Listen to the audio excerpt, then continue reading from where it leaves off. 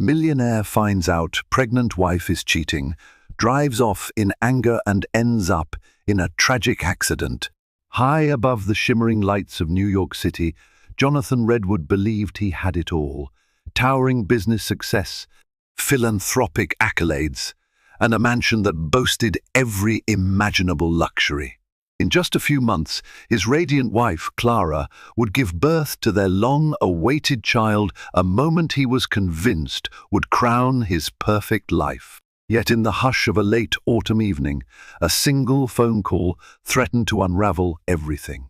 A haunting whisper of suspicion swirled through the corridors of that mansion, setting off a chain of events so catastrophic that even Jonathan's immense fortune couldn't stop its tragic trajectory. Jonathan Redwood's life from the outside looked like the pure embodiment of the American dream. Born in a modest suburb of Cincinnati, he had catapulted himself from an underfunded scholarship student to a Forbes-touted billionaire by the age of 32. His first success was Redwood Innovations, a technology conglomerate that specialized in sustainable energy solutions. In public, he was hailed as a visionary. Magazines put him on their covers, praising not just his business acumen, but his philanthropic works: scholarships for disadvantaged students, art programs for low-income youth, and generous contributions to environmental conservation. He was, by all accounts, a man who seemed to have no ceiling.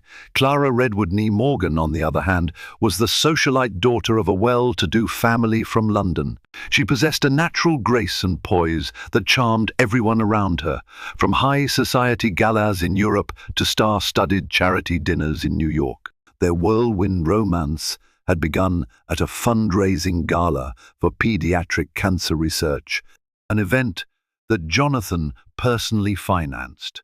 Clara was introduced to him by a mutual friend, Kevin Walters, a family lawyer who advised both the Redwoods and Clara's father, Martin Morgan, on various financial matters. The moment Clara and Jonathan locked eyes, it was as if the entire world paused, giving them a chance to study each other's expressions and realize they had discovered something extraordinary. They married a year later in a lavish ceremony at a Tuscan villa, with paparazzi stationed outside the gates for days, hoping to capture that perfect photo of the new power couple. The wedding was an unforgettable affair: champagne towers, string quartets, and an exchange of vows under a canopy of wisteria.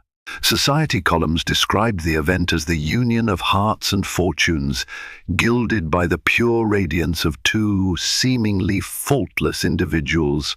Their love story never hinted at storms on the horizon. Yet, as time revealed, illusions of perfection often conceal cracks that can split wide open with the slightest pressure. Jonathan was ambitious, driven, and relentless in his pursuit of business success. Clara, for all her elegance and kindness, had grown up longing for emotional warmth she rarely received from her distant parents. Over time, Jonathan's work demands stretched into nights, weekends, and even holidays. The Redwood estate brimmed with luxury, but between the glittering chandeliers and marble floors, a sense of isolation took root. To the outside world, everything still looked splendid. They threw galas at their Manhattan penthouse, inviting government officials, Hollywood icons, and titans of industry. Photographers snapped images of Clara's perfect smile, immortalizing a couple who seemed to defy any notion of discontent. While the cameras flashed, though, there was a tension in Clara's eyes, a small tremor in her voice during interviews, and a fleeting sense of unease whenever she was asked about her marriage. Nobody noticed, or if they did, they pretended not to. Behind the gilded front doors of Redwood Mansion, shadows danced, subtle arguments about missed dinners, about Jonathan's increasingly erratic travel schedule, and about Clara's inability to speak openly with her husband. The cracks, though faint, were there. Neither of them yet understood just how devastatingly those cracks would tear them apart. After 3 years of marriage, whispers about starting a family grew louder. Interviews with Jonathan often focused on his future legacy. Would he finally slow down and settle into fatherhood? Clara's friends giggled at brunch, sharing their experiences of pregnancy and raising children, all the while nudging her toward what they believed to be her true calling. Gossip magazines fueled curiosity about when this glamorous couple would announce baby news. For the longest time, Clara and Jonathan had no news to share. Though they felt the social pressure, they kept silent about their private struggles. Clara, unbeknownst to the public, had undergone fertility treatments for nearly a year. She worried that perhaps her body might not cooperate, that the dream of raising a child with Jonathan might remain unfulfilled. While Jonathan was supportive in principle, his schedule made it difficult for him to attend medical appointments, often leaving Clara to shoulder the emotional burden on her own. When the day came that Clara's test turned positive, it felt like a gift straight from heaven. She stared at the test results in disbelief, tears of joy streaming down her cheeks. Her doctor. Vanessa Hilliard, a trusted name in women's health, and someone recognized for her work with the Redwood Family Foundation, confirmed the pregnancy with a warm hug. Clara was ecstatic. For the first time in what felt like ages, she had good news that would not only brighten her life, but possibly pull Jonathan closer to her. That evening, as Jonathan returned from a meeting with international investors in Dubai, Clara waited for him in their tastefully decorated living room. Soft classical music played from hidden speakers, and the cozy glow of a dozen candles created an atmosphere of warmth and love. She had placed a small pair of baby shoes on the coffee table, next to a framed photo of their wedding day. The moment Jonathan spotted the shoes, his stoic business facade melted away. He knelt beside Clara, heart pounding, tears brimming in his eyes. In that instant, they were not the Redwood tycoons the world knew. They were simply two human beings marveling at the promise of a new life. He held her close, whispered his undying love, and vowed to change his hectic schedule to be there for her every step of the way. And for a while, it seemed like that vow might hold. News of Clara's pregnancy spread like wildfire through their circle. Suddenly, Redwood Mansion was alive with excitement, phone calls from relatives, an influx of congratulatory gifts, and staff members doubling their efforts to ensure Clara's comfort. Jonathan began reorganizing his commitments to attend prenatal checkups, reading parenting books, and discussing future nursery plans. He appeared ready to shift his priority from unstoppable ambition to devoted fatherhood. Yet, under the surface of that blossoming happiness, something else simmered. Tension had been replaced by renewed commitment, but neither truly confronted the neglected corners of their marriage. They used the pregnancy as a plaster for old wounds, ignoring the slow, steady drip of unresolved issues. For a time, the sense of impending danger was kept at bay by baby showers, nursery decor, and the optimism that the child they always wanted would miraculously fix all that was broken. Little did they know, a new source of pain was about to emerge, shattering their fragile peace. Enter Michael Davis, a charismatic investment banker from Boston with a winning smile and a sharp mind. He had recently joined Redwood Innovations as a consultant to evaluate a major European acquisition. Michael's reputation as a keen strategist preceded him. In the corporate world, whispers of his brilliance had reached Jonathan long before his formal introduction. Jonathan admired competence and had been eager to recruit Michael. He flew him out to New York, meeting him in the Redwood Innovations boardroom. The synergy was immediate. Michael was thorough, articulate, and possessed a laser-like focus that reminded Jonathan of his younger self. At the end of their very first meeting, Jonathan offered Michael a lucrative contract, 2 years advising Redwood Innovations on high-stakes acquisitions. Shortly afterward, Jonathan, proud of his new consultant, invited Michael to the Redwood Mansion for dinner, along with other top executives. Clara's role that evening was as host, a role she had performed countless times, but there was something about Michael's presence that left an impression. Perhaps it was his easygoing humor, or his genuine interest in philanthropic work. Unlike many of Jonathan's associates who either worshipped or envied the Redwood fortune, Michael spoke candidly about global issues, referencing philanthropic models Clara had studied and admired. When the dinner concluded and the guests trickled away, Michael lingered, continuing a conversation about an environmental project that Clara had spearheaded. Jonathan, fatigued, excused himself to handle some business emails in his study, leaving Michael and Clara to chat. Their discussion ranged from philanthropic strategies to personal stories about their upbringings.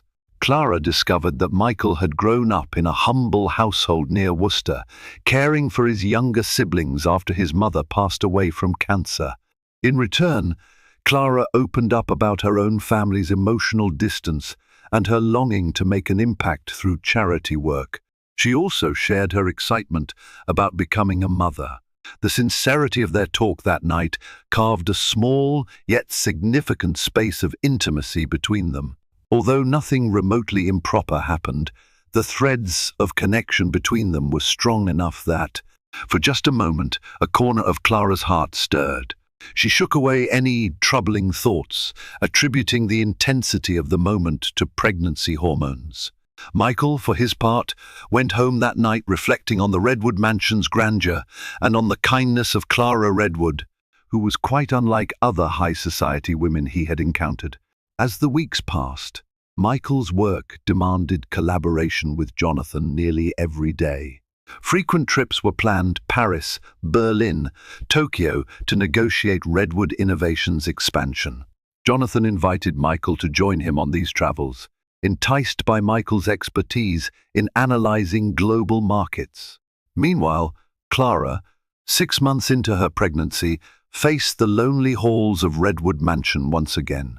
Despite Jonathan's initial promise to be present, business inevitably took precedence. Michael noticed. Phone calls from hotel lobbies across the world found their way to Clara, checking in on her well-being under the guise of discussing philanthropic initiatives. If Jonathan was gone, Michael sought to ensure Clara felt supported, albeit from a respectful distance. But lines between friendship and something more are easily blurred when two people connect on multiple levels: intellectual, emotional, spiritual. Late-night texts about charity proposals began morphing into messages about personal dreams and confessions. Even from continents away, a bond was forming. Jonathan was blissfully unaware, focusing all his attention on sealing massive business deals, trusting Michael entirely as both colleague and friend. By the 7th month of her pregnancy, Clara experienced frequent bouts of exhaustion, often coupled with emotional turbulence. She confided in Michael that she felt invisible in her own home. Jonathan's promises had grown hollow. Skype calls offered hurried greetings, overshadowed by pressing business negotiations in whichever part of the world he found himself. In her solitude, Clara craved empathy, and empathy was exactly what Michael provided. During a brief period when Jonathan returned to New York for a press conference, he invited Michael over to the mansion once again. The three of them dined in the opulent dining hall, discussing Redwood Innovations' breakthroughs and the upcoming child. Jonathan seemed jubilant but preoccupied. His phone buzzed almost incessantly, and he stepped away multiple times to take urgent calls. Meanwhile, Michael and Clara exchanged knowing glances. Clara confided that she felt anxious about motherhood. Michael, genuinely concerned, reassured her that any child would be lucky to have such a caring mother. She smiled back, a flicker of warmth crossing her features. After Jonathan left the table yet again, called away by yet another business crisis, the atmosphere changed. Clara excused herself to get some fresh air on the mansion's balcony. Feeling a tug of concern, Michael followed her.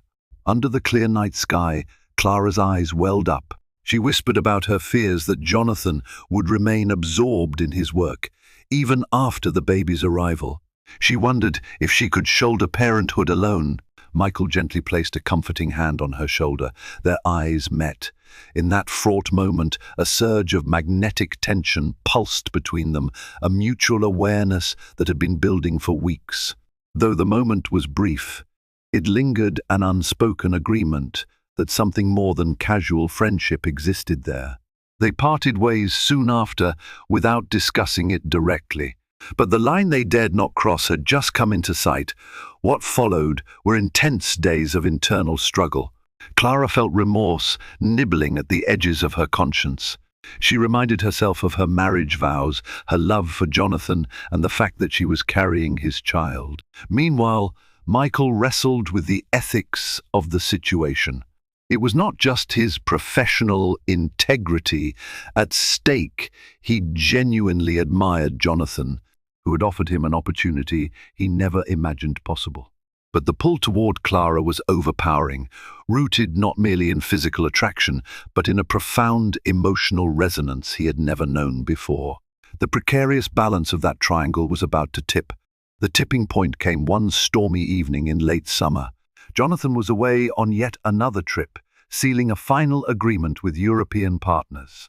Michael visited Redwood Mansion to drop off a folder of documents that needed Clara's signature for some philanthropic project she was spearheading under the Redwood Family Foundation. The house was eerily quiet, and the staff had mostly retired for the night. As Clara and Michael went through the paperwork in the library, thunder rumbled overhead. Raindrops pelted the windows. A sudden lightning flash illuminated Clara's face, revealing her fatigue, her loneliness, and the undeniable longing in her eyes. When she confided how terrified she was about giving birth without genuine emotional support, Michael impulsively embraced her. The tension that had been simmering exploded into a vulnerable kiss. In that kiss, Clara felt a wave of guilt, overshadowed by an even more potent wave of relief. Finally, someone truly saw her, heard her. She broke away, tears of conflict streaming down her cheeks. Michael apologized profusely, but neither of them could deny the swirl of feelings. Caught in the storm both inside and out, they surrendered to months of pent-up desire. It was brief, it was impulsive, and it changed everything. Yet even in the heady rush of that moment, the reality was sobering. Clara was pregnant with Jonathan's child. Michael worked for Jonathan, admired him, and owed him professional loyalty. The very next morning, Clara was racked with shame. She avoided Michael's calls for a few days, trying to pretend it was an isolated lapse in judgment. But something had already shifted. A part of her heart now belonged to someone else. Unknown to them, a member of the household staff, Linda Rowe, had spotted Michael leaving Clara's room early that morning. Worried about the implications for the Redwood family, Linda confided in her close friend Patricia Hawthorne, who also worked in the mansion. Patricia, in turn, felt a moral obligation to alert the Redwood family matriarch, Caroline Redwood, Jonathan's mother. Caroline was no stranger to heartbreak, having once been caught in a scandalous affair herself many years ago. But her primary concern was for her son's reputation and the child Clara was carrying. A few days later, Caroline Redwood discreetly confronted Clara, asking if there was any truth to rumors of impropriety. Clara denied any ongoing affair, carefully skirting around the full truth. She recognized that if Caroline pressed Jonathan with this information, the consequences would be catastrophic. Caroline, sensing something was amiss, refrained from going directly to her son. Instead, she advised Clara to end any involvement with Michael immediately, for the sake of the unborn child. For a brief period, Clara tried. She avoided Michael's calls, found excuses not to meet, and busied herself with final preparations for the baby's arrival. Michael took multiple business trips, often alone, leaving Clara behind. They each tried to bury what had happened under layers of rationalization, but the heart has its own momentum. By the time Clara reached her 8th month, clandestine phone conversations resumed. The secret flame flickered on, refusing to be extinguished. The day Jonathan discovered the truth began like any other hectic morning at Redwood Innovations. He was in his private office, scanning through global market reports, anticipating a crucial phone call from Berlin. His assistant, Jackson Wu, stepped in with a folder of urgent documents. On top was an envelope marked confidential, Caroline Redwood. Thinking it might relate to a family property matter, Jonathan opened it. Inside was a note and a set of photographs. The note was brief, typed and unsigned. "Your wife has betrayed you with Michael Davis. The baby may not even be yours." The photographs showed Clara and Michael in what appeared to be an intimate embrace at Redwood Mansion's balcony.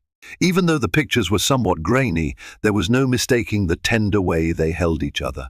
Jonathan's heart pounded in his chest. He refused to believe it, telling himself the photos might be doctored, but a creeping sense of dread took hold of him.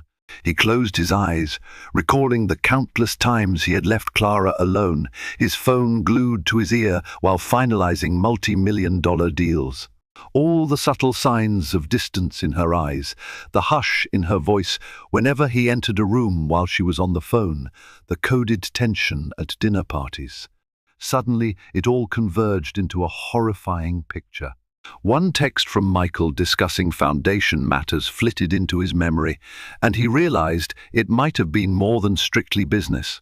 In a rage, Jonathan leapt from his chair, scattering the contents of his desk. Jackson Wu rushed in to see if everything was all right, only to be shooed away by a trembling hand. Jonathan stormed out, ignoring the urgent call from Berlin that lit up his phone. In that raw moment, business was the last thing on his mind. He sped toward Redwood Mansion, scarcely noticing the traffic around him. Anxiety morphed into a cold fury.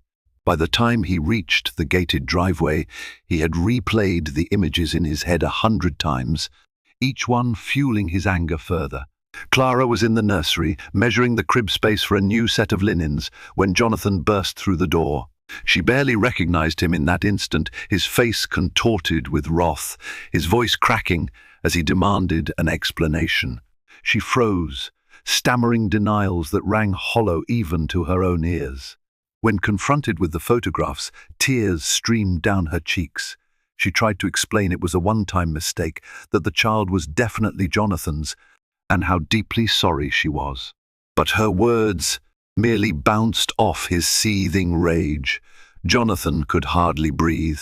His world, carefully crafted and meticulously maintained, was collapsing like a poorly built house of cards. The betrayal was bad enough. The possibility that the child he had so fervently anticipated might not be his was a blow he couldn't bear. In a moment of desperation, Clara grabbed his arm, insisting they could fix everything. He shook her off, roared about the injustice of having poured his life into someone who could be so disloyal, and stormed out. Unable to think rationally, Jonathan snatched the keys to his sleek Aston Martin DB11, the prized possession he rarely drove, unless he needed a mental escape. Clara tried to follow him out onto the porch, begging him to stop, frightened that he was in no state to drive. But he paid no heed to her pleas. As thunderclouds gathered in the sky, an echo of the night he had been betrayed, Jonathan peeled down the estate's long driveway. His vision blurred with tears he refused to let fall. The city streets, usually a symbol of his success, now felt claustrophobic. He sped wildly, ignoring traffic lights, nearly clipping a cyclist, honking at anyone who dared to move too slowly. Horns blared in protest, but he was deaf to the chaos.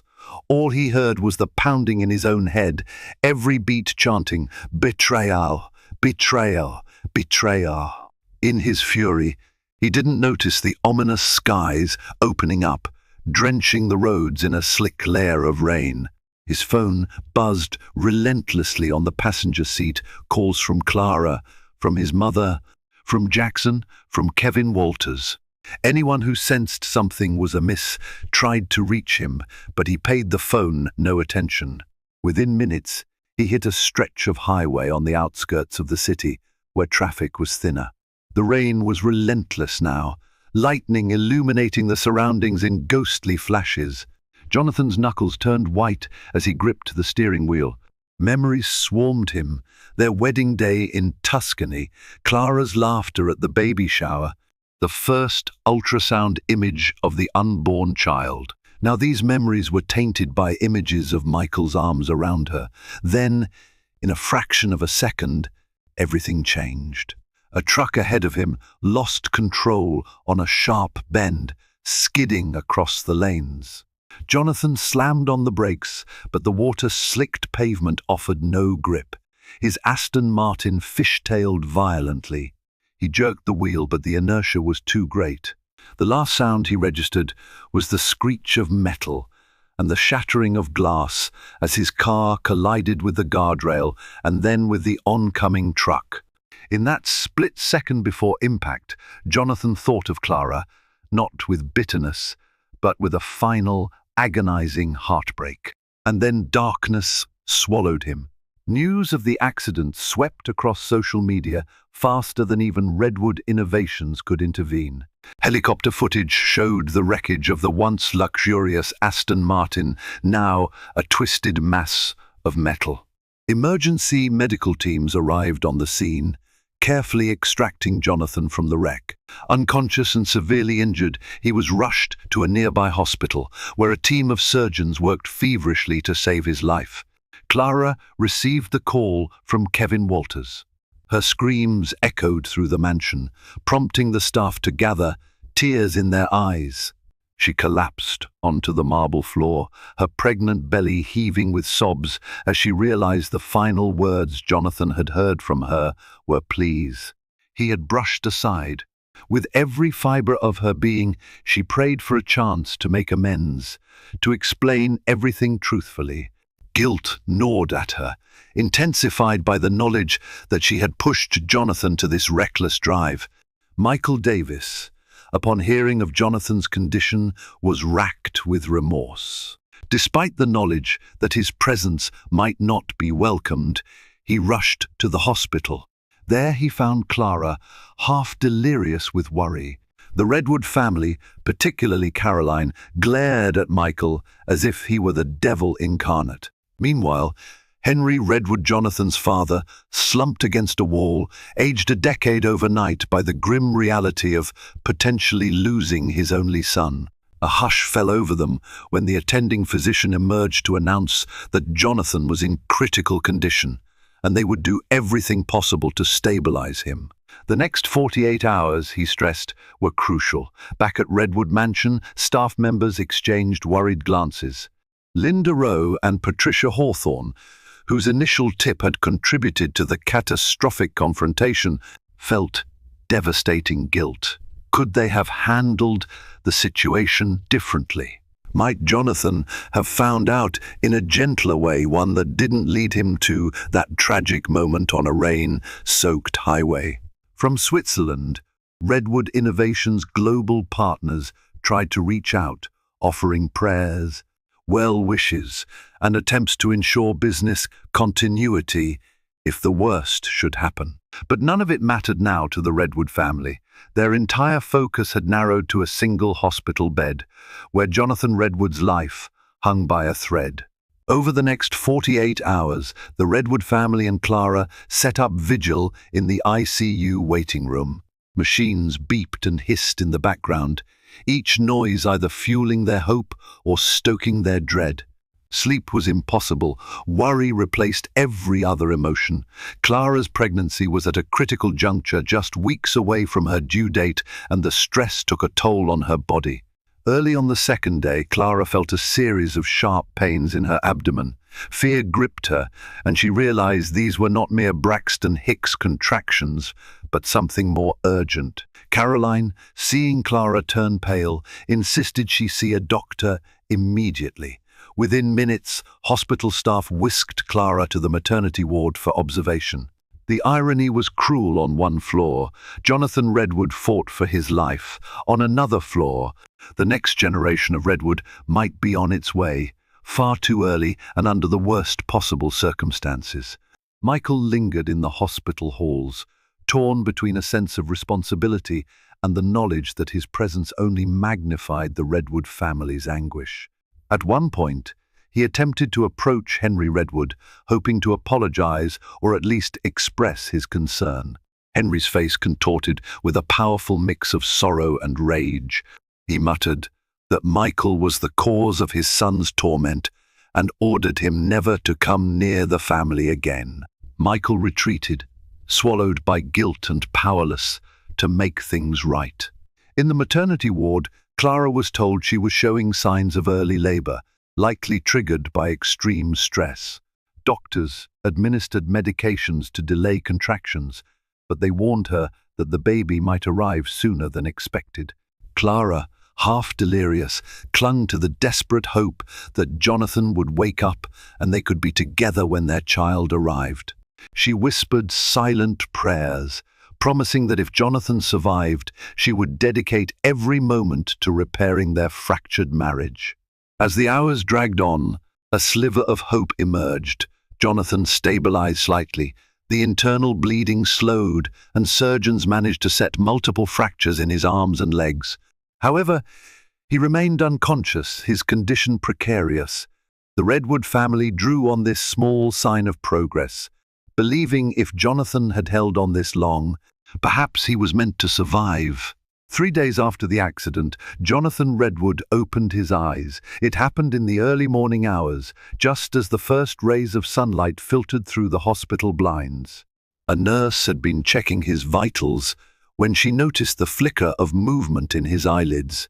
She called for a doctor, and within moments, a group of medical professionals surrounded the bed, shining lights into his pupils, calling his name, asking if he could hear them. Jonathan was disoriented, his body riddled with pain, his mouth parched. He tried to speak but managed only a raspy croak. A swirl of images flooded his mind: the accident, Clara's tears, Michael's betrayal before everything blurred again. Yet he was alive, and that alone felt like a miracle. Caroline burst into tears upon hearing the news. Henry Redwood placed a trembling hand over his chest, relief and gratitude washing over him.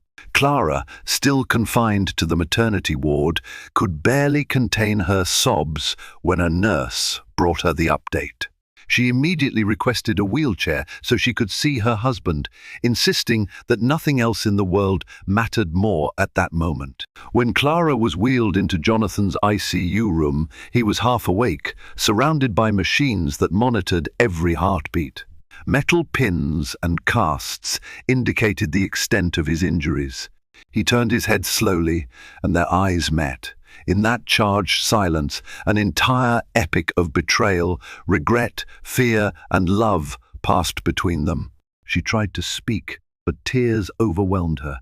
Jonathan, sedated by painkillers, managed to ask in a trembling voice, "Is the baby all right?" Clara nodded, tears streaming, and reached for his hand.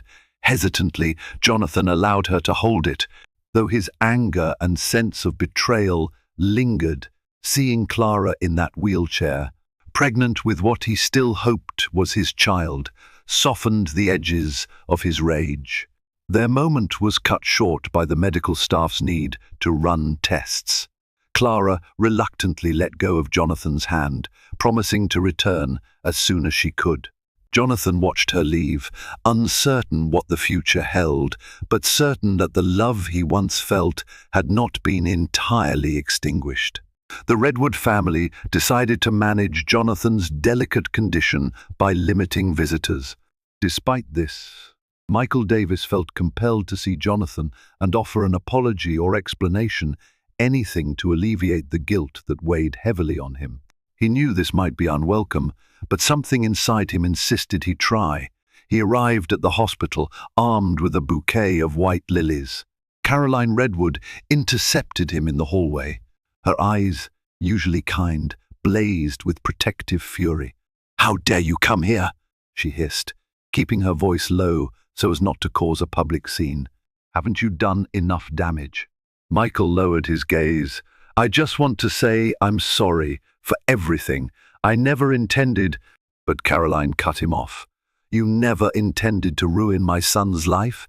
Spare me your excuses. You're no longer part of Redwood Innovations, and you're not welcome here, he pleaded. Please, I need to see him, even if just for a minute. Caroline remained resolute. If you truly cared about Jonathan, you'd respect his need to heal. Now leave before I have security remove you. Crushed, Michael turned and walked away, the bouquet still clutched in his trembling hands. He left it on a chair in the hallway, tears burning his eyes. In that moment, the gravity of what he had done felt suffocating. He had lost his mentor, a man he respected. He had lost a woman he cared for deeply, and he was likely about to lose the career he had worked so hard to build. Meanwhile, in Jonathan's hospital room, doctors performed another round of scans. His recovery was tentative, but progressing. After they finished, Clara, still in her wheelchair, returned. Gathering her courage, she approached his bedside. Jonathan fixed his eyes on her, trying to reconcile the love he once knew with the betrayal that haunted him. Clara took a shaky breath. Jonathan, so sorry. I never wanted to hurt you. It was a moment of weakness. It only happened once, she lied initially, but then corrected herself, tears streaming. Maybe twice. I got lonely, I felt abandoned, but that's not an excuse. He remained silent, every muscle in his jaw tightened. She continued, I know you might never forgive me, but I need you to know that this child is yours. I would do anything to prove it. Jonathan closed his eyes. Part of him wanted to lash out, to throw her from the room. Another part, weakened by injury and heartbreak, simply felt exhaustion. After a long pause, he said, We'll do a paternity test. When the child is born, Clara nodded, tears silently falling.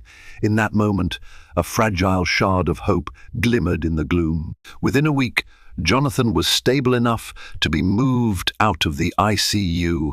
Though he had a long road to recovery, with multiple surgeries and extensive physical therapy ahead, he was coherent and able to speak. Clara, meanwhile, struggled to keep her emotions in check as her early contractions had been halted. But she was placed on strict bed rest in a private room just a few doors down from Jonathan's. Caroline and Henry Redwood devised a plan to protect their family's reputation and future. First and foremost, Redwood Innovations would remain under the temporary leadership of the senior executive team until Jonathan could reassume his duties. Second, all scandalous rumors were to be squashed swiftly by a crisis management firm. The Redwood name would not be dragged through the mud. Third, they would work toward finding a resolution for Jonathan and Clara's relationship, whether that ended in reconciliation or an amicable separation after the child's birth. Whatever happened, the Redwood family intended to handle it quietly and with dignity. In the hush of a late evening, Jonathan, his body weary from healing, called Clara to his room. Nurses helped her settle in a chair by his bedside. He swallowed hard, gathering courage for what he was about to say. I can't ignore what happened, he said quietly. Every time I close my eyes, I see you with him. Clara's tears started anew. I know. I'm so sorry. And if there's any way to move forward, he silenced her with a slight raise of his hand. I'm not ready to talk about forgiveness yet, but I do know that our child, my child, didn't ask for any of this. I want to be part of its life. We'll figure out the rest. Maybe counseling, or maybe. He left the sentence unfinished, the possibility of divorce hanging heavy in the air. Despite the uncertainty, Clara felt an immense sense of relief. At least Jonathan was willing to consider a path forward, no matter how fraught. She nodded, a glimmer of determination in her eyes. Thank you. I'll do whatever it takes. As the days in the hospital turned into weeks, Jonathan underwent multiple surgeries on his fractured legs and ribs. Physical therapy sessions began to restore limited mobility, but each session left him drained. In her own room, Clara struggled to calm her stress levels to avoid another round of premature contractions. Caroline Redwood, despite her misgivings, tried to be supportive, ensuring Clara had the best prenatal care possible. Life outside the hospital moved on, but for Jonathan and Clara, time slowed to a crawl. One day blurred into the next, measured only by medical routines and the slow building of emotional stamina needed to confront the heartbreak that had landed them here. Barely a month after the accident, Clara went into labor. Though still early, the baby seemed determined to make an entrance. Doctors rushed to prepare for a possible premature birth. Jonathan, wheelchair-bound after surgeries, insisted on being present in the delivery room. It was a tense and emotionally charged scene. Machines beeped steadily, measuring Clara's contractions and the baby's heartbeat. Nurses moved with swift precision, guiding Clara through breath exercises. Jonathan sat nearby, his heart hammering. He remembered how, months earlier, he had daydreamed about this moment, the joyous event that would expand their family. Instead, everything was overshadowed by betrayal and tragedy. Yet in the crucial final pushes, nothing else mattered but the life entering the world. Clara screamed, tears of pain and anticipation blurring her vision. Jonathan clasped her hand, offering words of encouragement, even as his own body ached from recent surgeries. At last, the baby's cries filled the room. A boy, small but feisty.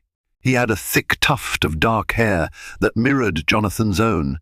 Tears of relief and awe mingled on both parents' faces. The baby, swaddled in a soft blue blanket, was handed to Clara. Jonathan reached out, gently touching the child's tiny fingers. In that fleeting instant, father, mother, and child formed a new bond that transcended the chaos of the preceding months. When the baby was deemed stable enough, Jonathan insisted on a paternity test. Though the newborn was premature, modern testing methods could still provide a reliable result. Clara understood she wanted no lingering doubts. Samples were taken, and everyone braced for the outcome.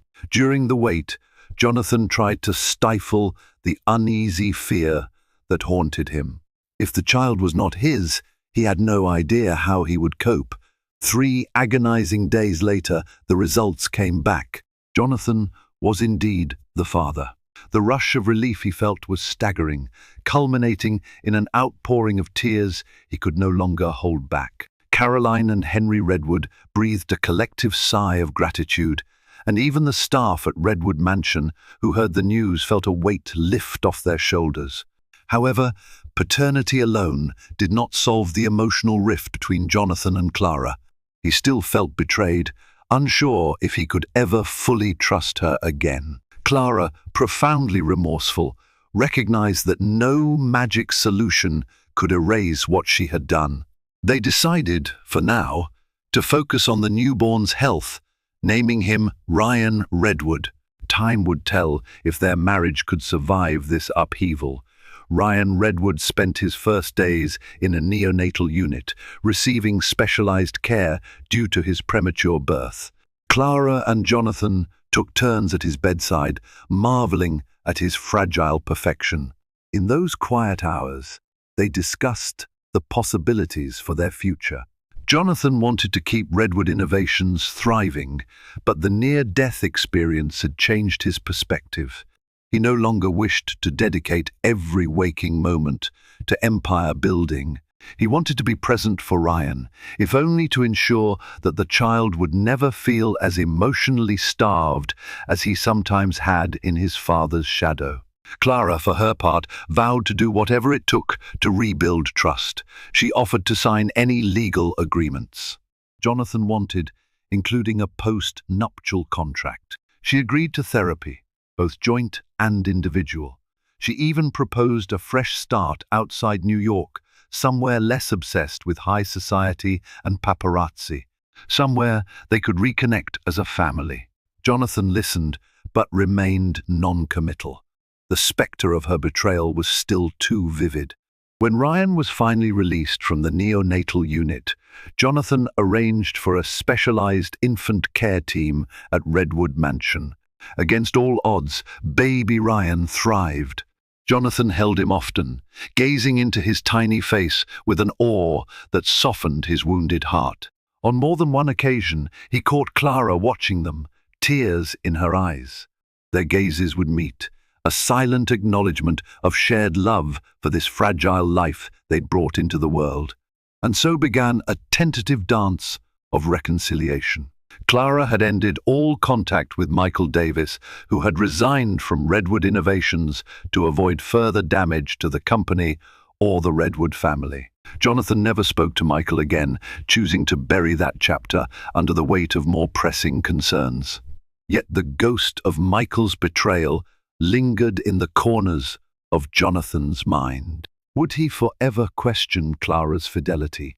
At Caroline's suggestion, the couple started therapy sessions with Dr. Iris Caldwell, a renowned psychologist who specialized in relationship trauma. Slowly, they unpacked the complicated dynamics that had led Clara to seek emotional solace elsewhere, and Jonathan to distance himself from the marriage. There were tears, shouts, and painful confessions. At times, Jonathan stormed out of sessions, claiming the breach of trust was insurmountable. But each time, he returned. Whether out of love for Clara or a sense of responsibility for Ryan, something kept pulling him back, urging him to try. Months passed. Jonathan continued physical therapy, eventually trading his wheelchair for crutches, then walking with a cane. The Redwood Innovations Board was relieved to see him gradually return to helm the company, albeit with a less punishing schedule. He insisted on a family-first approach, setting an example for his executives that work success was not everything. Clara spent her days tending to Ryan's needs, balancing that with philanthropic efforts she had put on hold. She organized fundraisers and community outreach programs, but ensured she never missed Ryan's doctor appointments or bonding time. She wanted to prove to Jonathan, and maybe even more so to herself, that she could be trusted, that she was committed to their marriage. They occasionally ventured out together, presenting a united front at public events. Paparazzi lenses hungrily captured images of the Redwood couple, speculating on whether they had weathered the storm or were simply faking it. Neither Jonathan nor Clara confirmed or denied. They allowed the world to gossip, focusing their energy on healing. Ryan became the living testament to their bond, a bond that might still have a chance at redemption. Occasionally, Jonathan's nightmares returned, horrifying flashbacks of the crash, jumbled images of Clara and Michael entwined. On those nights, he would wake in a cold sweat, only to find Clara by his side, stroking his hair gently, offering soft words of reassurance. Bit by bit, the anger and pain receded, leaving behind the possibility of a more honest, though scarred, relationship. A year after the accident, Redwood Mansion was transformed for Ryan's first birthday celebration. Gone were the extravagant gala touches of their past events. This was a small, intimate gathering. Close friends, some business associates, an extended family gathered to celebrate Ryan's milestone and, perhaps subconsciously, Jonathan and Clara's perseverance. Kevin Walters was there, offering his steady legal counsel and also genuine friendship. Patricia Hawthorne and Linda Rowe, the staff members who had first raised the alarm about the affair, hovered at the edges, thankful they had not been dismissed. At one point, Jonathan stood up, leaning lightly on his cane, and addressed the small crowd. He spoke about the preciousness of family, about nearly losing everything, and about the second chance he had been given. His voice trembled, but not from weakness. It trembled with the sheer weight of gratitude he felt for being alive to see his son's first birthday. Clara's heart swelled. She stepped forward, took his hand, and together they blew out the candle on Ryan's small birthday cake. Ryan babbled gleefully, reaching for his father and mother with sticky hands. Later that night, after the guests had departed and the mansion lay still, Jonathan and Clara stood by the window in their bedroom. The moon bathed the gardens in a soft glow. Clara rested her head on Jonathan's shoulder, and he gently wrapped an arm around her waist. Neither said anything for a long time, letting the moment speak for itself. At last, Jonathan whispered, "I'm ready to move forward. It'll take time, but I don't want to lose what we have." Clara closed her eyes, a single tear of relief sliding down her cheek. She placed her hand over his, which rested on her stomach. Me neither. The future remained uncertain, riddled with the scars of betrayal and the memories of that tragic accident. But in that tender, moonlit moment, they chose hope. They chose to believe that love, battered and bruised though it was, could be rebuilt. And for the first time in a long time, that dream felt real. Change can be a brutal teacher, yet through heartbreak and suffering, Jonathan and Clara Redwood found new depths to love and loyalty they had once taken for granted. Amid the wreckage of betrayal, a tragic accident, and the premature birth of baby Ryan, they stood at a crossroads, let their story end in bitterness or rise to an uncertain but hopeful tomorrow. By sharing their emotional scars and shouldering each other's pain, they chose the latter. Their journey reminds us that mistakes can be forgiven, if not forgotten, and that hope can thrive even in life's darkest corridors. If you found yourself moved by their tumultuous path to redemption, please consider hitting the like button, sharing this video with friends who love drama-filled stories, and subscribing for more gripping narratives. Let's keep exploring the resilience of the human heart together. Cold millionaire marries homeless wife for a bet, but her unexpected actions change his life forever. The hum of conversation filled the dimly lit lounge of the Baccarat Hotel in Midtown Manhattan. The air was thick with the scent of aged whiskey and Cuban cigars, blending seamlessly with the faint notes of jazz emanating from a grand piano in the corner. This was where New York's elite gathered, men in tailored Brioni suits and women draped in Dior and Cartier. At a private corner table, Alexander Harrington leaned back in his leather chair, twirling a crystal tumbler of Macallan 1946 between his fingers. His sharp jawline, neatly trimmed beard, and piercing blue eyes radiated confidence, bordering on arrogance. He exuded the kind of ease that came from knowing the world bent to his will, or more accurately, to his wealth. Seated across from him was Daniel Lockhart, his longtime friend and occasional rival. Daniel, the flamboyant heir to a tech empire, grinned as he flicked a pair of poker chips between his fingers. His tone was laced with mockery. "Come on, Alex, admit it. You're bored," Daniel said, leaning forward. "Another skyscraper deal, another gala, another woman throwing herself at you because of your last name. You need a real challenge." Alexander chuckled, swirling his drink. "And what would you suggest, Daniel? Taking up knitting? Or perhaps I should retire to the Hamptons and contemplate the meaning of life?" Daniel smirked, his eyes gleaming with mischief. "Not quite. Let's see how good you really are at reinvention. You think you can make anyone fit into our world? Prove it." Alexander raised an eyebrow. "Go on." "Here's the deal," Daniel said, his voice dropping low. "Find someone completely unpolished, someone so far removed from our circle they don't even know what her mess is, and marry them. Turn them into the perfect socialite. You've got 6 months." Alexander leaned back, considering the proposition. "And what do I get for this ridiculous experiment?" Daniel leaned in closer, his grin widening. $10 million. Tax-free, straight into your Cayman account. Alexander laughed, a deep, rich sound. "You're insane." "No," Daniel replied, his voice dropping to a taunting whisper. "You're scared." Alexander's smile faded, replaced by a flicker of annoyance. No one challenged Alexander Harrington and walked away unscathed. He set down his glass and folded his hands on the table, his demeanor cold and calculating. "Fine," Alexander said, "but let's make this interesting. I'll choose my candidate tonight." The frigid December air bit at Clara Monroe's face as she adjusted the worn scarf around her neck. She sat cross-legged on the cold pavement near Central Park's Bethesda fountain, her calloused fingers dancing across the strings of her violin. The instrument, though scratched and weathered, still produced hauntingly beautiful notes that echoed through the park. Clara closed her eyes as she played, losing herself in the melody. Music had always been her escape, her one constant in a world that had abandoned her. It drowned out the hunger gnawing at her stomach, the aching cold in her bones, and the whispers of a past she wished she could forget. As the final notes of Clair de Lune faded into the night, a few passers-by dropped coins and crumpled bills into the violin case at her feet. Clara nodded her thanks, her lips cracking into a faint smile.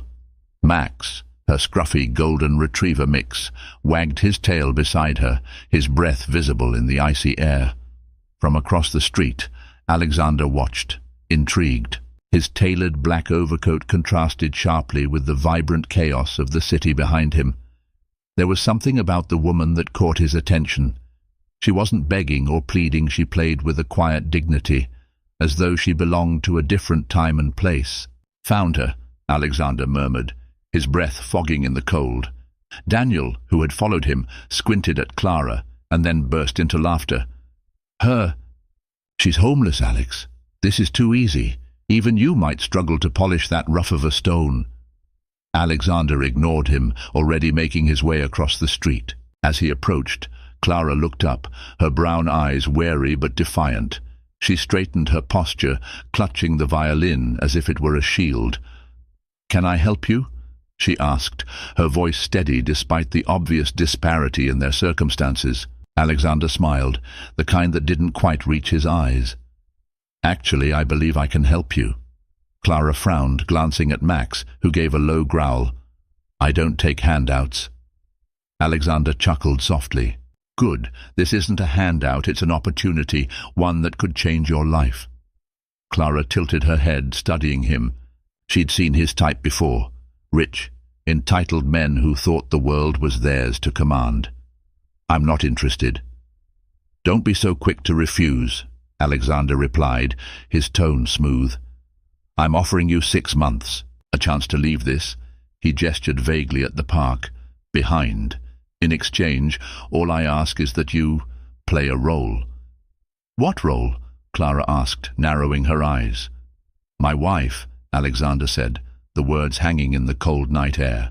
For a moment, Clara stared at him, unsure whether he was joking. When it became clear he wasn't, she laughed a bitter, hollow sound. "You're insane." "Perhaps," Alexander replied with a shrug. "But think about it. 6 months of security, a roof over your head, food, warmth, and when it's over, I'll ensure you have enough to start fresh." Clara glanced at Max, who was wagging his tail again, then back at the man in front of her. Her instincts screamed at her to walk away, but the promise of stability, even temporary, was hard to ignore. "And what do you get out of it?" she asked, her voice cautious. Alexander hesitated, then gave her a smile that was equal parts charm and arrogance. "Let's just say, I like a challenge." Clara studied him for a long moment before finally nodding. 6 months, that's it." 6 months, Alexander agreed, extending his hand. Clara shook it, her grip firm. She didn't trust him, not yet, but for the first time in a long while she felt a glimmer of something she hadn't in years. Hope. And so, the deal was struck, setting in motion a chain of events that would change both their lives in ways neither could have imagined. Clara's fingers trembled as she clutched the steaming cup of hot chocolate, its warmth spreading through her frozen hands. She sat awkwardly on the edge of a plush armchair in the grand living room of Alexander Harrington's penthouse, her eyes darting around the opulent space. The room was larger than the entirety of the shelters she had occasionally slept in, its high ceilings adorned with modern art and crystal chandeliers. The walls were a deep shade of charcoal, lined with bookshelves filled with leather-bound volumes that looked as if they had never been touched. Floor-to-ceiling windows offered a breathtaking view of the city skyline, and the faint glow of Manhattan's lights painted the room in a soft, golden hue. Clara shifted uncomfortably, acutely aware of her patched coat and scuffed boots on the pristine white rug. Max lay curled up near her feet, his golden fur a stark contrast against the expensive rug. He seemed to feel at ease in the lavish surroundings, his tail thumping softly as he dozed. Alexander sat across from her, legs crossed, his tailored suit unwrinkled despite the late hour. He was nursing a glass of red wine, watching her with the calm confidence of a man who was entirely in control of the situation. "You don't drink wine?" he asked, gesturing to the untouched glass he had poured for her. Clara shook her head, her voice cautious. "Hot chocolate is fine, thanks." Alexander raised an eyebrow, a faint smirk playing at his lips. "A woman of simple tastes. I suppose I'll have to change that." Clara frowned, her grip tightening on the mug. "I'm not a project, Mr. Harrington." "Alex," he corrected smoothly, "and for the next 6 months you are a project." That was the agreement. Clara's stomach twisted.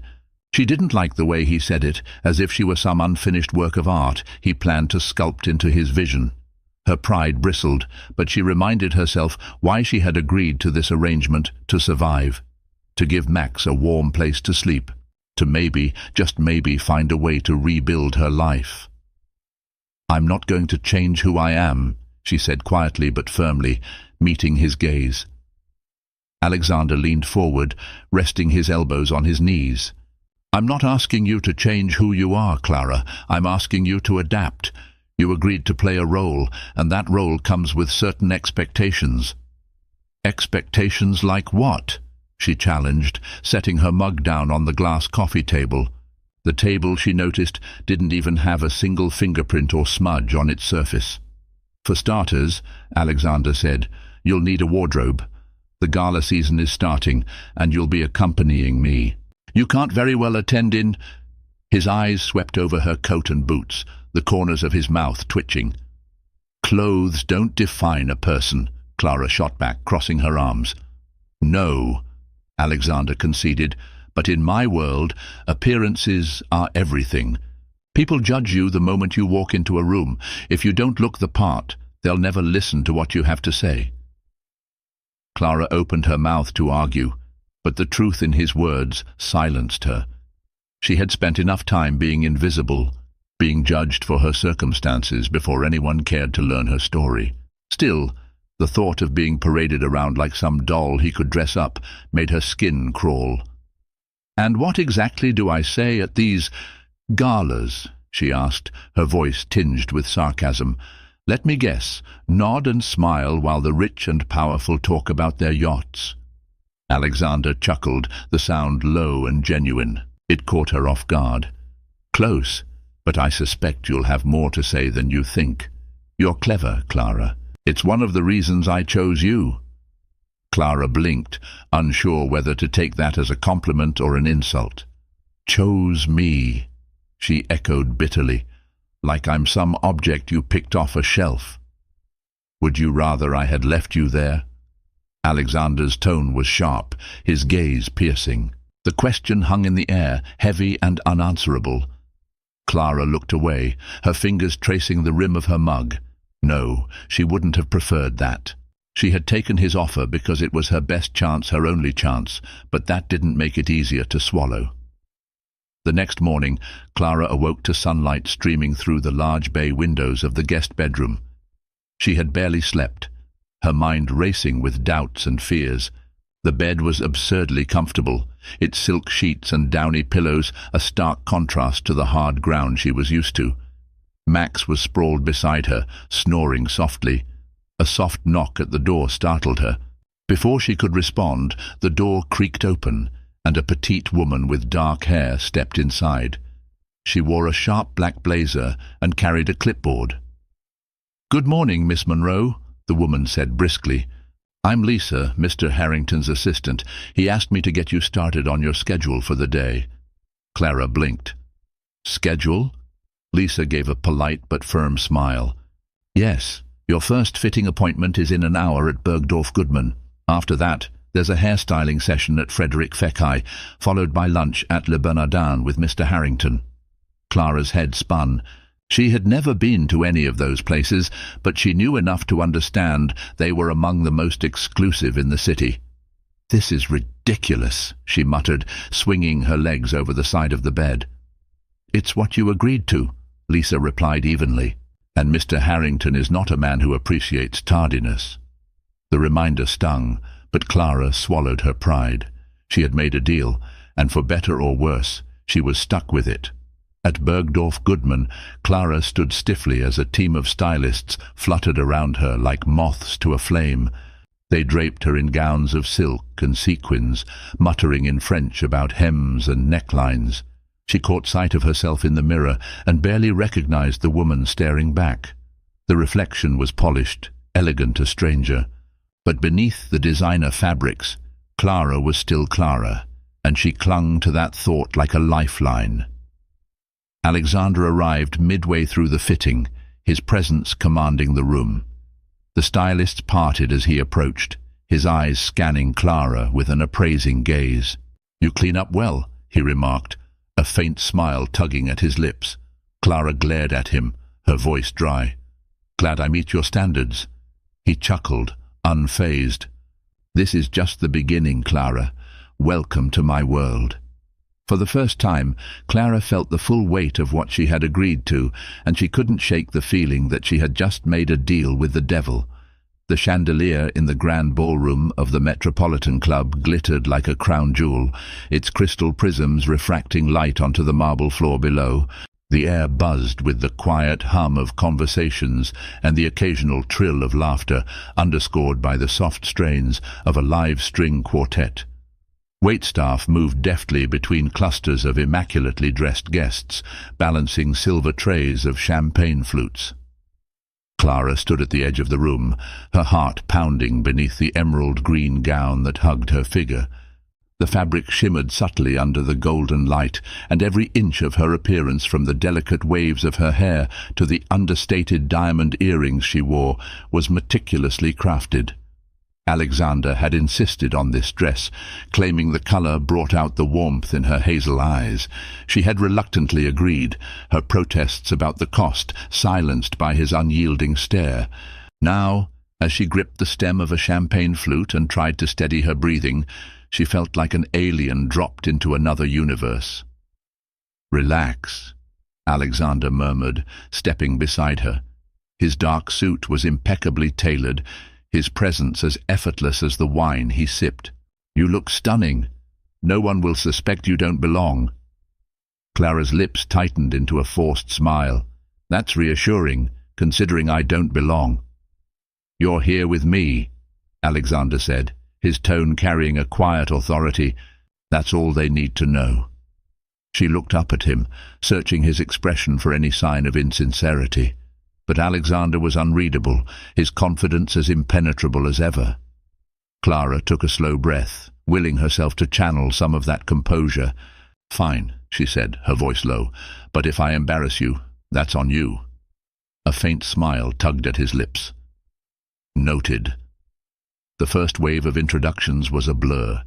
Alexander guided Clara through the room, his hand resting lightly on the small of her back. Each new face brought a flood of names and titles that she struggled to keep straight.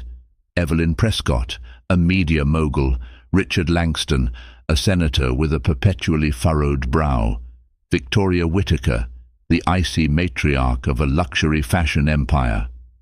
Clara offered polite smiles and murmured responses, but the weight of their scrutiny pressed down on her like a physical force.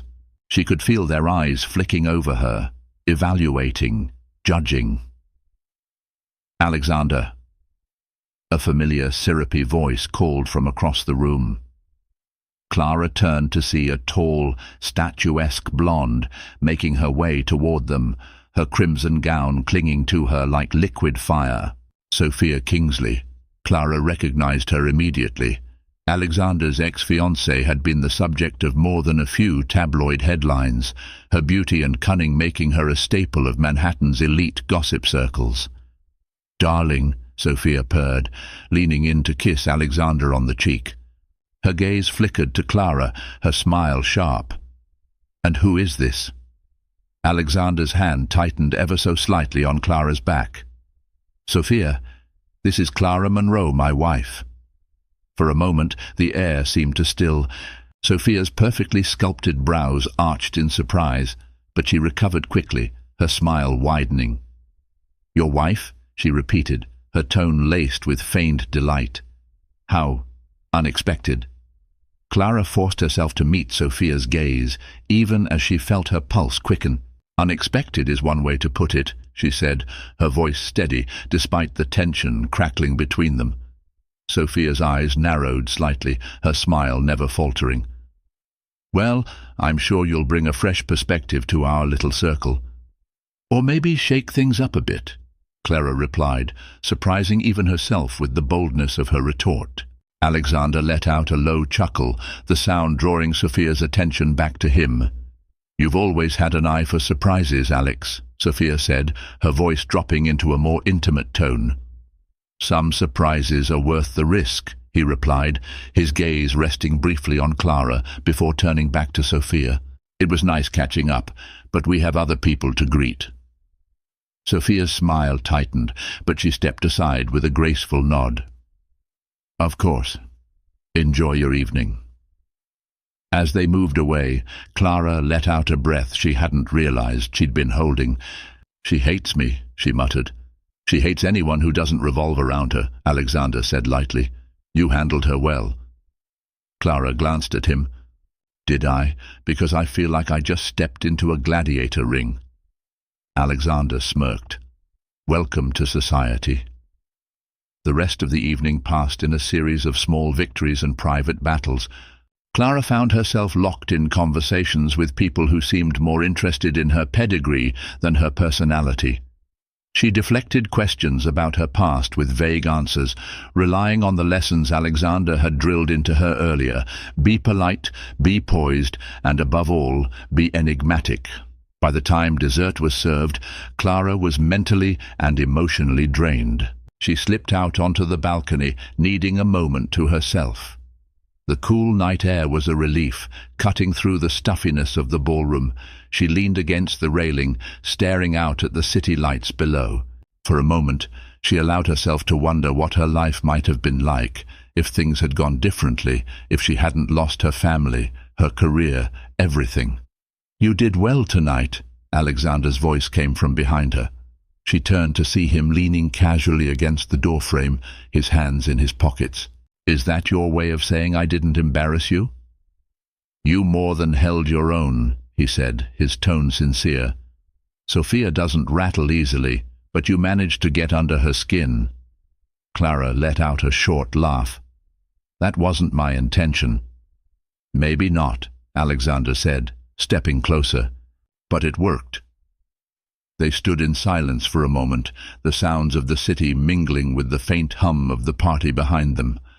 Clara glanced at him, studying his profile, the sharp angles of his face softened by the glow of the city lights. "Why me?" she asked suddenly. "Out of all the people you could have chosen, why pick someone like me for this bet?" Alexander turned to her, his expression unreadable. "Because you're different," he said simply. "You don't fit the mold." Clara frowned, unsure whether to take that as a compliment. "And that's what you wanted? Someone who doesn't fit?" "I wanted a challenge," he admitted, "but I think I got more than I bargained for." For a fleeting moment, their gazes locked, and something unspoken passed between them. Clara quickly looked away, her heart beating faster than she cared to admit. "You should get back to your guests," she said, breaking the silence. Alexander nodded, but his eyes lingered on her for a moment longer before he turned and walked back inside. Clara stayed on the balcony, the cool breeze brushing against her skin as she tried to make sense of the strange and unexpected connection forming between them. The low hum of voices faded as Clara stepped into the quiet confines of Alexander's penthouse later that night. The events of the gala weighed heavily on her shoulders, like a cloak she couldn't shrug off.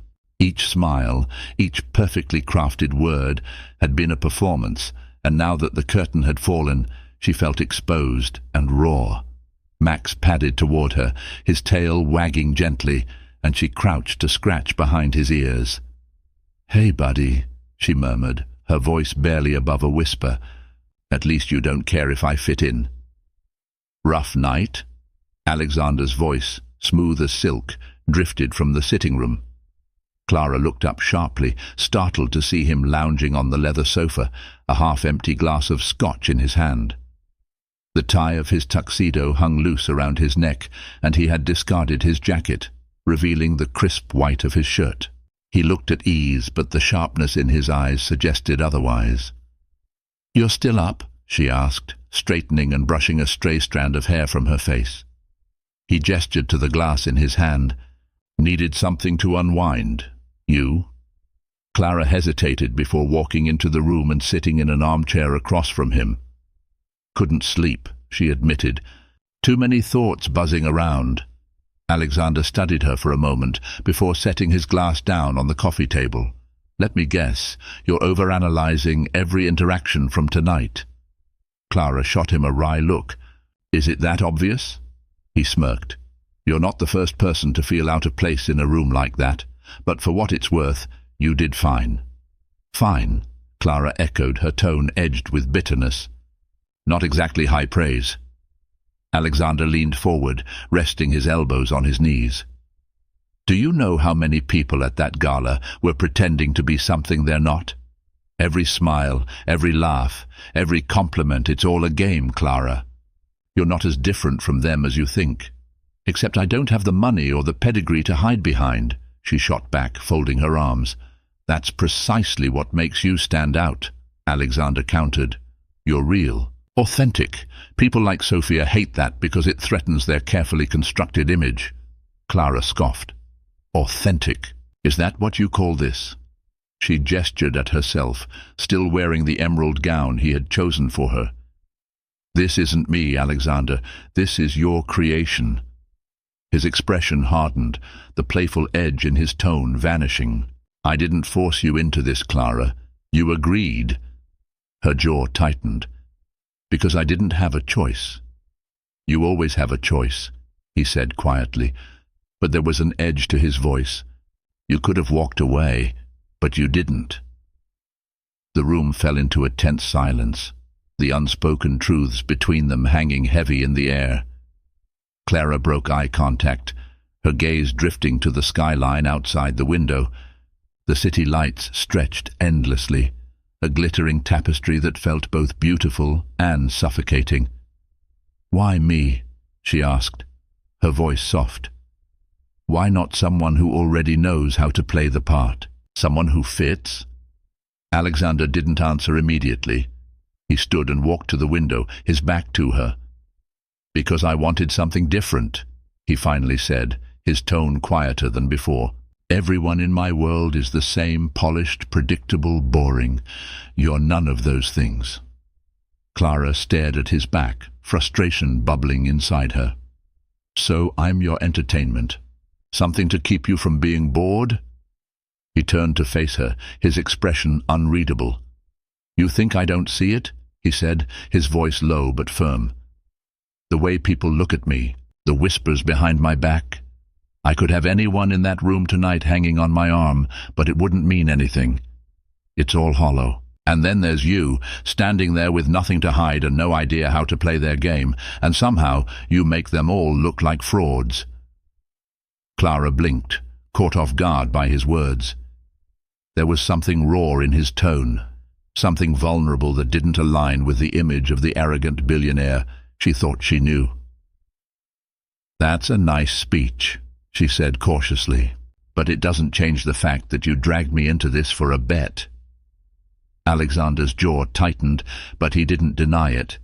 Instead, he walked back to the sofa and sat down, his movement slower, more deliberate. He picked up his glass, staring at the amber liquid as if searching for answers at the bottom.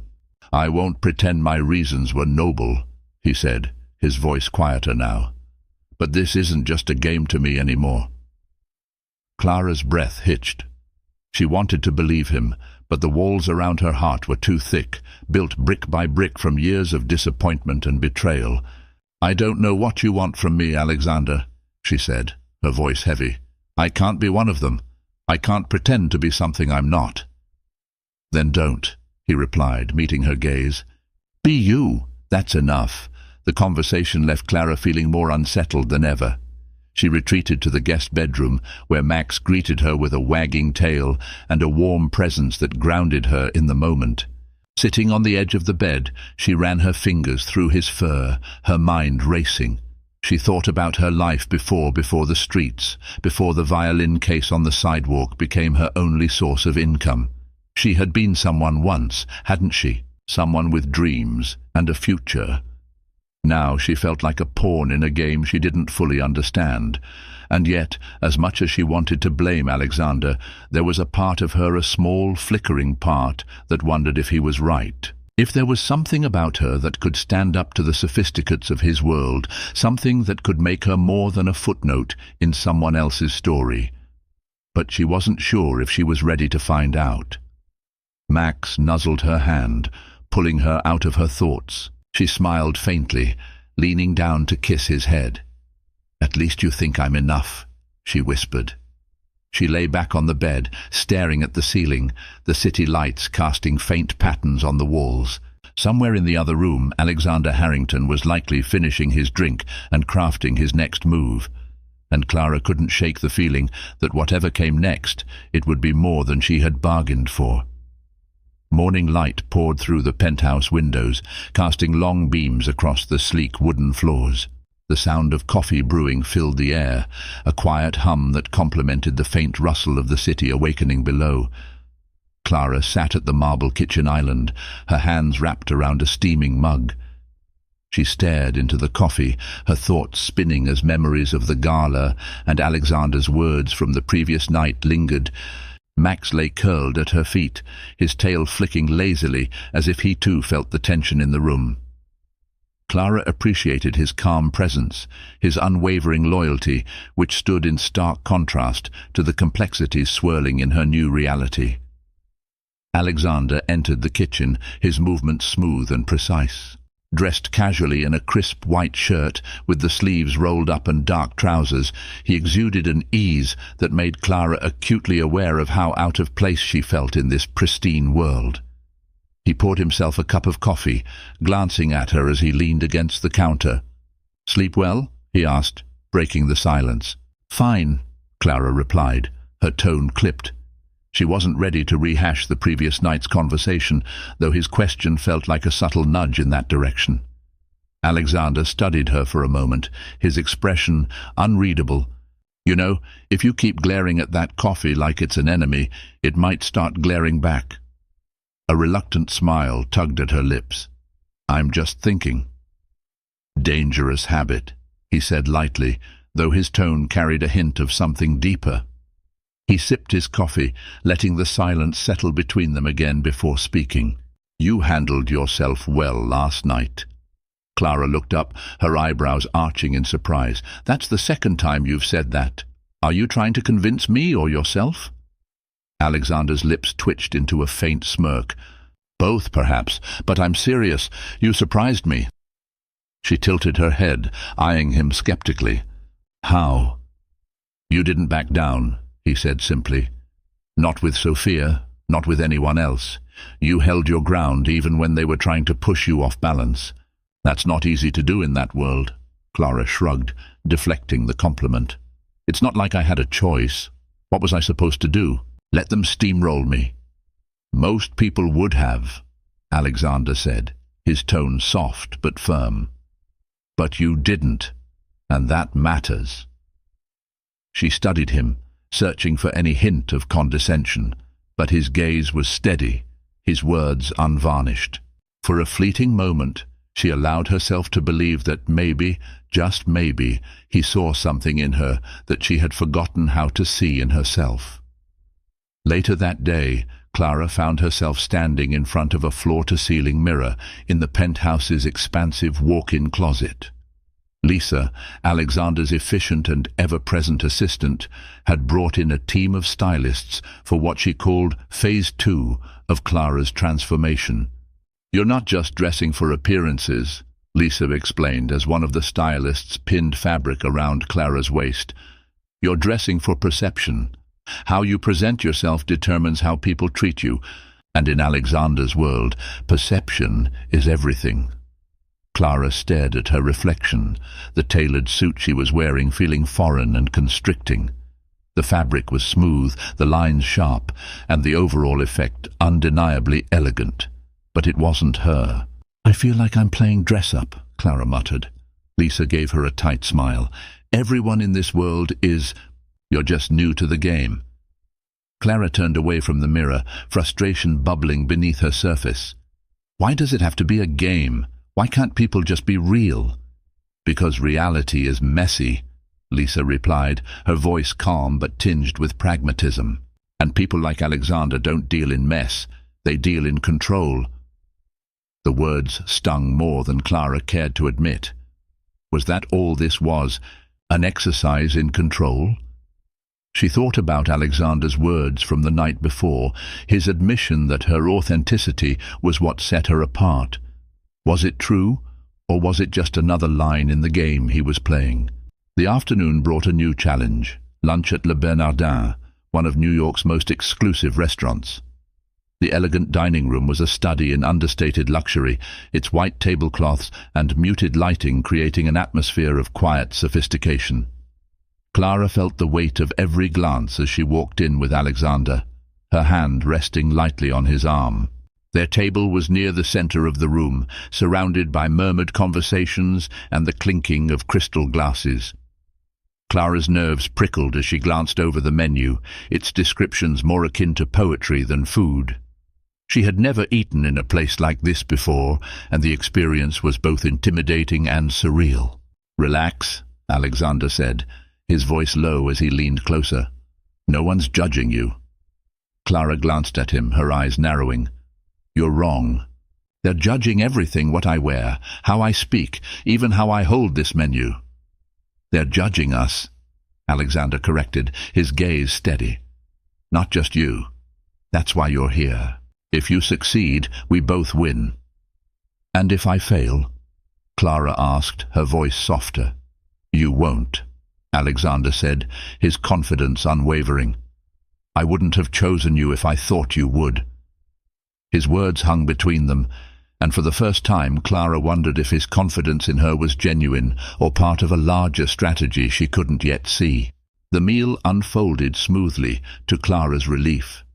She managed to navigate the intricacies of fine dining without embarrassing herself, and the conversation with Alexander flowed surprisingly easily. He had a way of drawing her out, asking questions that felt pointed yet sincere. "So," Alexander said as the waiter cleared their plates, "what did you think of last night?" Clara hesitated, unsure how much truth he was prepared to hear. "It was exhausting," she admitted, "but also eye-opening. I see now why you said appearances matter so much." Alexander nodded, his expression thoughtful. "And what about Sophia?" Clara's jaw tightened at the mention of his ex-fiancée. "What about her?" "She's not easy to handle," Alexander said, his tone careful. "But you didn't let her intimidate you. That's important." Clara looked at him, her frustration bubbling to the surface. "Why do you care so much about what she thinks? Why does it matter what any of them think?" Alexander met her gaze, his expression hardening slightly. "Because in my world, perception is power. If people see weakness, they exploit it. If they see strength, they respect it." Clara leaned back in her chair, her arms crossing. "And what about you? Do you respect me, or am I just another piece in your game?" The question hung in the air, sharp and unyielding. Alexander held her gaze for a long moment before responding, his voice low. "You're not a piece, Clara. You're the one thing in this game I didn't plan for." His words struck a chord deep within her, but Clara wasn't ready to let her guard down. Not yet. She still didn't fully trust him, didn't fully trust herself in this new world he had thrust her into. But for the first time, she allowed herself to wonder if there was more to Alexander Harrington than met the eye. And if there was, what would it mean for both of them? The elevator doors slid open with a soft chime, revealing Alexander's penthouse. Clara stepped inside, her heels clicking against the polished floor, her breath escaping in an exhausted sigh. The afternoon had been a whirlwind fine dining, perfectly measured conversations, and the ever-watchful eyes of New York's elite. Max trotted over, his tail wagging enthusiastically, and Clara sank to her knees, her hands buried in his golden fur. "At least someone's happy to see me," she murmured. She was still stroking Max when Alexander appeared in the doorway, his presence commanding even in silence. He loosened his tie, his expression unreadable as he leaned against the frame. "You're doing better than you think," he said, his voice cutting through the quiet. Clara glanced up at him, her expression tired but defiant. "Am I? Because it feels like I'm drowning." "You're not drowning," Alexander said, stepping into the room. "You're learning to swim in unfamiliar waters. There's a difference." Clara stood, brushing Max's fur from her dress. "It's easy for you to say. You've been swimming in these waters your entire life." Alexander's eyes softened, his usually sharp gaze clouded with something gentler. "You're right. But that's why I know what it takes to survive in this world." "Survive?" Clara repeated, crossing her arms. "Is that what this is about? Survival?" Alexander hesitated, the brief pause heavy with unspoken truths. "In my world it is. Power, perception, they're all forms of survival. If you don't control the narrative, someone else will." Clara shook her head, frustration bubbling to the surface. "And what about me? What's my narrative, Alexander? Am I just some project for you to fix? A pawn in your bet?" Alexander's jaw tightened, his composure cracking ever so slightly. "You're not a pawn," he said firmly. "You're the one thing I didn't expect. You're—" He stopped, the words catching in his throat. "I'm what?" Clara pressed, her voice softer now, but still edged with emotion. Alexander looked at her, his usual mask of control slipping. "You're a reminder that there's more to life than the game I've been playing." The admission hung in the air, raw and unguarded. For a moment Clara felt the weight of his words, the vulnerability behind them. But before she could respond, Lisa appeared in the hallway, her clipboard clutched tightly. "Mr. Harrington," Lisa said, her voice brisk. "You have a call from Mr. Lockhart. He insists it's urgent." Alexander's expression darkened at the mention of Daniel. "I'll take it in my office." He nodded once at Clara before disappearing down the hall, his footsteps fading into silence. Later that evening, Clara sat in the guest room, her fingers tracing the edge of a worn photograph she had tucked into her violin case. The image showed a younger version of herself, standing beside a piano, her parents smiling proudly behind her.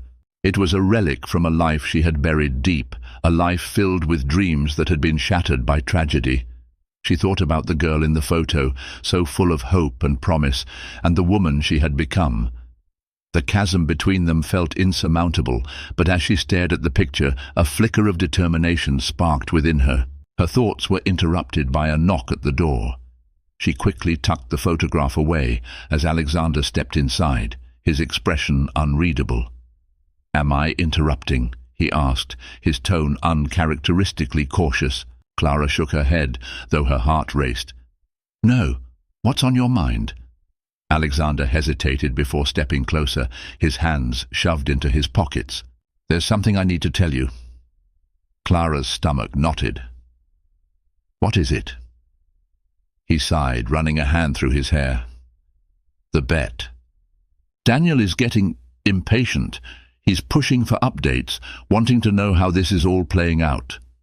Clara's breath hitched, her chest tightening. "And what did you tell him?" "I told him it's none of his business," Alexander said firmly. "Because it's not anymore. This stopped being about the bet a long time ago. Clara stared at him, her emotions a whirlwind of anger and confusion. But it started with the bet, didn't it? Yes, Alexander admitted, his voice quiet but steady. It started with the bet, but it's more than that now. You're more than that. Why should I believe you? Clara asked, her voice trembling. How do I know this isn't just another move in your game? Alexander's gaze softened, and for the first time she saw something in his eyes that looked like regret. Because I've never been more honest about anything in my life. The words hung between them, heavy with meaning. Clara wanted to believe him, but the scars of her past whispered caution in her ear. The following day, Clara returned to the penthouse after an early morning walk with Max to find Alexander on a call in the living room.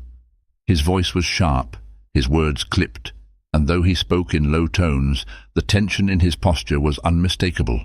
She lingered near the doorway, not meaning to eavesdrop, but unable to stop herself. "No, Daniel," Alexander said, his tone laced with irritation. "This isn't about the money anymore. I'm done with your games." There was a pause, followed by a faint sound from the phone, Daniel's voice faint but angry. "You don't get to dictate what I do," Alexander snapped. "I'll handle this my way." He ended the call abruptly, tossing his phone onto the couch. When he turned and saw Clara standing there, his expression shifted, the tension in his face replaced by something gentler. "How much of that did you hear?" he asked. "Enough," Clara replied, stepping into the room. "What does Daniel want?"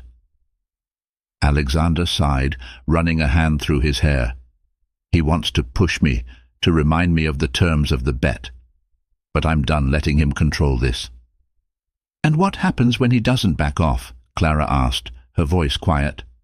Alexander stepped closer, his gaze steady. "Then I'll deal with him, but none of this changes how I feel about you." Clara's heart twisted at his words, torn between hope and doubt. She wanted to believe him, but the shadow of the bet loomed over them, a reminder of the foundation their relationship had been built on. "I need time," she said finally, her voice barely above a whisper. Alexander nodded, his expression solemn. "Take all the time you need." As he turned and walked away, Clara felt the weight of their unspoken truths pressing down on her. The cracks in their fragile foundation were growing, and she didn't know if they could withstand the pressure. But one thing was certain: whatever came next would change everything. The next morning, the city was cloaked in grey clouds, rain drumming softly against the windows of the penthouse. The mood inside was equally somber.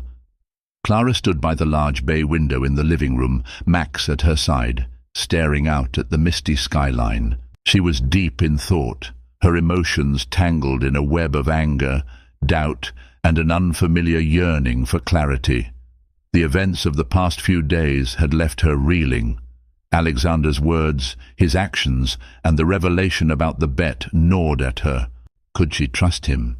Could she trust herself to navigate the fragile terrain of this relationship without losing who she was? "Clara," Alexander's voice broke the silence, pulling her from her thoughts. She turned to find him standing in the doorway, his hands in his pockets. He looked tired, the usual sharpness in his eyes dulled by something heavier, regret perhaps. He stepped into the room, his movements cautious, as though approaching a wounded animal. "We need to talk," he said, his tone gentle but firm. Clara nodded, her throat tight. "Yes, we do." Alexander gestured to the sofa. "Sit?" Reluctantly, Clara sank into the plush cushions, Max settling at her feet. Alexander sat across from her, his gaze steady but filled with an uncharacteristic vulnerability. "I owe you the truth," he began. "From the start, this wasn't about you. It was about proving something to myself, to Daniel, to everyone who's ever doubted me. And that was wrong. You didn't deserve to be dragged into this." Clara crossed her arms, her voice sharp. "Then why did you do it? Why pick me? Was I just convenient?" Alexander shook his head, his expression earnest. "No, You weren't convenient, you were extraordinary. From the moment I saw you, I knew you were different. You weren't like anyone in my world, and I thought I could control the situation. But I was wrong." He leaned forward, his elbows resting on his knees, his voice softening. "Somewhere along the way, it stopped being about the bet. It became about you, your strength, your resilience, your ability to see through the facade of this world. You reminded me of everything I'd forgotten about myself." Clara's chest tightened, her emotions warring within her. She wanted to believe him, but the weight of the betrayal lingered. "You hurt me, Alexander," she said quietly. "You made me believe this was real, only to find out it started as a game." "I know," he said, his voice thick with regret, "and I'll spend the rest of my life making it up to you if you'll let me. But I need you to know that I'm done with the bet. I ended it. Daniel can go to hell for all I care." Clara searched his face, looking for any sign of deceit, but all she saw was sincerity. She let out a shaky breath, her voice trembling. "I don't know if I can trust you, Alexander, not yet." Alexander nodded, accepting her words without argument. "Then let me prove it to you. Let me show you that I'm not the man I was when this started."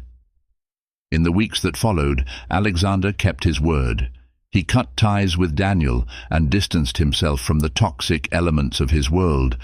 He poured his energy into supporting Clara's dreams, helping her reconnect with her passion for music. With his help, she and her sister Rachel reopened the struggling music studio in Brooklyn, transforming it into a thriving community space for underprivileged kids. Clara, in turn, began to let her guard down, slowly allowing herself to see the man Alexander was trying to become. He was patient, never pushing, always letting her set the pace. It wasn't easy. Trust, once broken, was hard to rebuild, but Alexander's actions spoke louder than his words ever could. One evening, as Clara watched a group of children practicing their violin pieces in the studio, Alexander appeared in the doorway, a soft smile on his face. He carried a small bouquet of wildflowers, their vibrant colors a stark contrast to the grey suit he wore. "For you," he said, holding them out. Clara took the flowers, her fingers brushing against his. "Thank you," she said softly, her eyes meeting his. "I was thinking," Alexander began, his voice tentative. "Maybe we could start over. No games, no bets, just us." Clara hesitated, the weight of her past and the uncertainty of the future pressing down on her. But as she looked at Alexander, she saw not the arrogant billionaire who had once viewed her as a challenge, but a man who had grown, who had fought to become better for her and for himself. "Okay," she said finally, her voice barely above a whisper. "Let's start over." Months turned into a year, and the cracks in Clara and Alexander's foundation were slowly filled with trust, understanding, and love. The music studio became a beacon of hope in the community, and Clara found herself thriving in ways she never thought possible. Alexander, too, found a sense of purpose beyond wealth and power. He became an advocate for the arts, using his resources to fund programs for underserved communities. Together, he and Clara built a life that was far from perfect, but undeniably real. One evening, as they stood on the balcony of the penthouse, the city lights stretching endlessly before them, Clara turned to Alexander, her hand slipping into his. "Thank you," she said, her voice filled with quiet gratitude. "For what?" Alexander asked, his brow furrowing. "For seeing me," Clara replied, her eyes shining. "For helping me see myself again." Alexander's grip tightened on her hand, his voice soft. "You've always been extraordinary, Clara. I just needed to show you what you were capable of." And as they stood there, the past behind them and the future stretching out before them, Clara realized that sometimes even the most fractured foundations could be rebuilt stronger, more resilient, and unshakably real. Clara smiled, clinking her glass against his. To authenticity and finding strength in the unlikeliest places. They shared a quiet moment, their gazes locked on the horizon, For the first time, Clara felt at peace, not because her life was perfect, but because it was real. The woman she had become was no longer a shadow of her past, but a testament to resilience, growth, and love. Clara's story reminds us that life doesn't always follow the script we expect. Sometimes it throws us into uncharted waters, challenging us to find our strength and rewrite our narrative. Her journey is proof that even the most fractured foundations can be rebuilt with courage, determination, and love. If this story moved you, inspired you, or even just made you think, I'd like to invite you to join me on this journey of storytelling. Subscribe to my channel for more tales that celebrate resilience, connection, and the power of the human spirit. And remember, every like, comment, and share helps these stories reach others who might need a little inspiration today.